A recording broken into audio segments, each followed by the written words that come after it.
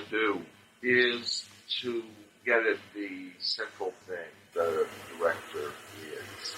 If you go and read books on directing, a number of them will start to tell you, well, the director was the last person to come. He wasn't very important. It was just an add-on for the modern age, which to some degree may be true as far as saying, my name is the director.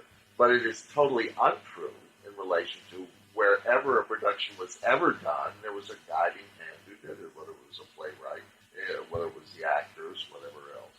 I almost look at the director as an auteur of sorts, since a play is meant ultimately not to be read, but to be performed. Right, and that's one of the things I want to talk about. They talk about a play being a blueprint. And actually, there's a problem with that conception when people talk about it generally. Generally, when people say it's a blueprint, they mean, well, it's suggestions. You can get in and change whatever you want. If you've ever seen a blueprint, that's exactly not what a blueprint is. A blueprint is exact. A blueprint says 6.2 inches from the wall, 1/4 of an inch up. This is the beginning of where you cut in the electrical outlet. And in that sense, a play is a blueprint, but it's a blueprint for exactitude, if that's a word, for really being specific about this house that's going to be built or this building that's going to be built. It's an interesting case. I asked somebody who's an engineer once, when they build skyscrapers, how do they make sure they're going to be straight? He says, well, they sway in the wind, right? Well, but no, what I mean is, if you build a skyscraper of 50 stories, and it's 1 millimeter off at the base, the 10th floor, it's going to be, by the 50th floor, they're hanging out or washing out the window. You know what I mean? Leaving Tower of Pisa. Right, exactly. So that's the exactitude that a blueprint is determined to make come through. Yeah. It's the same with a play. Right. Because if you're off by a little, the building will collapse. And so will the play. So the sense that was certainly popular through a lot of the second half of the 20th century, that a play is something for which there are multiple interpretations and multiple ways to be done, is not true if you consider there aren't multiple ways to build that skyscraper and have it not fall over. There's only one way to do it, which takes in the surrounding area, takes in the buildings that it has to go between and touch but not lean on. The height, the wind, velocity in the area, all of those things have to be exact or else the building will not function as they thought. It's the same thing for a play. It is not something that Richard III can be played as a physically infirm, silly man. He has the physical impediment, but he's a soldier. He fights in war. He's not a general who sits up on the horse. He gets down on the field and kills other people. I mean, it's been through all of the whole War of the Roses and hadn't been hurt, hadn't been killed, hadn't been stabbed. So he's already something, even though he has a hump on his back, up on his shoulder. And then he's not just a grouchy, funny, strange little eccentric man. The play shows you in certain areas what that physicality has cost him emotionally. So the whole cripple of the shoulder is really a metaphor for his psyche. That's something that's in the play. It's not debatable that that can be changed. And if you start to interpret it the other way, any other way, it starts to fall apart because the logic, well, just, yes. If you're this weak, how the hell did you, these battles that are described, right? How could they have occurred? Right. And more than that, the play's spine is what he's going to do to the world because of what it's done to him, because of his infirmity. And what he's going to do is to become the head guy. You think I'm infirm? Wait and see, folks. And then he comes out the first of the play and tells you.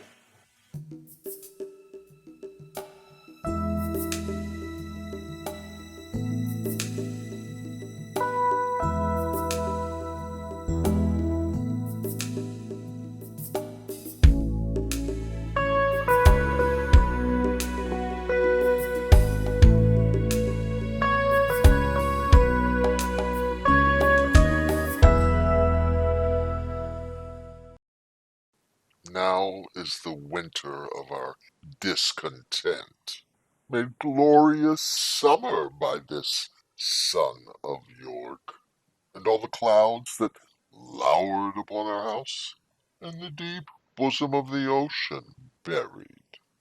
Now are our brows bound with victorious wreaths, our bruised arms hung up for monuments, our stern alarms changed to merry meetings, our dreadful marches to dee dee dee dee dee dee dee dee dee dee delightful measures. Grim-visaged war hath smoothed his wrinkled front, and now, instead of mounting barbed steeds to fright the souls of fearful adversaries, he capers nimbly in a lady's chamber to the lascivious pleasing of a lute. But I, that am not shaped for sportive tricks, nor made to court an amorous looking-glass, I, that am rudely stamped, and want love's majesty to strut before a wanton ambling nymph, I, that am curtailed of this fair proportion, cheated of feature by dissembling nature, deformed, unfinished, sent before my time into this breathing world, scarce half made up, and that so lamely and unfashionable that dogs bark at me as I halt by them. Why, I, in this weak piping time of peace, have no delight to pass away the time, unless to spy my shadow in the sun, and descant on mine own deformity. And therefore, since I cannot prove a lover to entertain these fair well-spoken days, I am determined to prove a villain, and hate the idle pleasures of these days. Plots have I laid, inductions dangerous, by drunken prophecies, libels, and dreams, to set my brother Clarence and the king in deadly hate, the one against the other.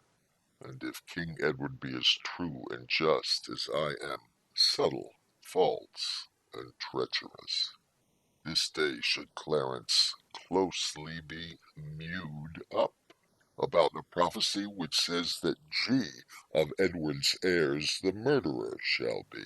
Thoughts down to my soul. Here Clarence comes. Brother, good day. What means this armed guard that waits upon your grace?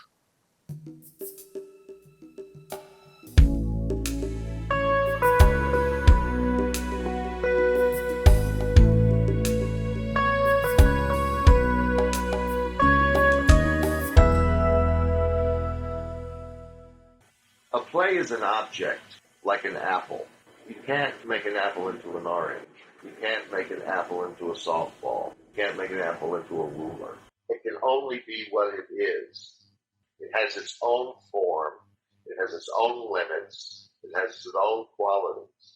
That's true for every play. Now, if that's the case, that we know that plays are like people. Each one is a distinct, separate, and non-changeable item. Then what does the director do with all of that? Interpret it correctly, bring it to life, communicate it to an audience. So how do you do that? Well, it starts with reading the play, interpreting the play, understanding it, and then it comes down to working it so that it works on its feet. So in other words, the message is not just on the page, Right. but is successfully delivered in the moments that the director creates and in the entire entity, the whole, that it works as a unit. And so it has to be seen as a whole. So it has to be seen with a beginning, middle, and end. And each piece has to only be there to serve the end. Right. You can't have loose pieces. Right. Now, you can explain that to somebody, right? Mhm. And you can explain that that's what I'm doing, and you can explain this is the play I'm doing it about. And they can understand it intellectually. Doesn't mean they can pull it off. Not only as from a director doesn't mean that they can pull it off, but also as someone who's seeing it doesn't mean that they would ever have anything but an intellectual understanding of what it's about. They're not going to be moved by it. They may not even really get the experience at all. Because ultimately that comes down as well to the performances of the actors. So it's the director's responsibility to make sure that the actors arrive, if you will, where the actors have to arrive. Right. Easier said than done. Exactly. But, because you're working with someone outside of yourself, so you can't take total control of it. But that's your responsibility, is to give them the tools so Right. that they can at least that they can deliver what you need them to deliver. And sometimes you have to settle because sometimes, something's miscast or this is the best you can get. You realize, I know you were talking once about at a certain point you start to realize with certain actors, okay, I may have to realize that this is what I'm going to get out To of them. some degree, This is, right. But I'm going to keep trying to get that extra that I need. And I'm sure actors have been fired over that. Sure. You were talking about the playwright also being a builder of plays. Right. And in the sense, the director as well is a builder of the play. We're talking about the director's position as not being a creative one, but an interpreter. And with the history, if you'd say, 50 years of history of auteur directors, that belies that point. I'm creating the thing.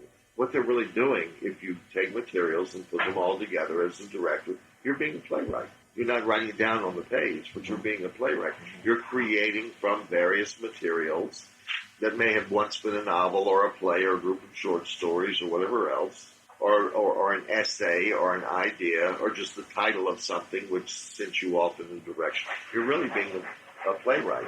That's the function that's being done there, is the creation of the object itself. Right, which includes the action. I mean, the action is not All of the created elements. in the page. Right. It's implied maybe, but it's not created. Well, what I mean is that whatever it is that's going to be done is either created by a playwright or if it's created by an auteur director. What he's doing when he's creating the thing of what we're going to do is a playwriting function. It's not a directing function whatsoever. There's nothing wrong with that, except it can cloud the area for a director of what am I supposed to do. Do you mean a director who is actually creating part of the piece? In other words, not a traditional director, but a director who almost is creating a show from scratch? Well, that's what the auteur directors were. Right. They would do, a joke of it was made in the movie The Goodbye Girl, where Richard Dreyfuss is a young actor who comes to New York and he gets cast in a production of Richard III. Right. As the gay Richard. That director thinks he's creating a new statement somehow. That's an auteur director. Another director says, wait, what the hell is this play saying? And a good director will always say, what is this play saying? And once I know what it is saying, then I get other people to do it so that the audience knows what it's saying too. That's really the central element of a director.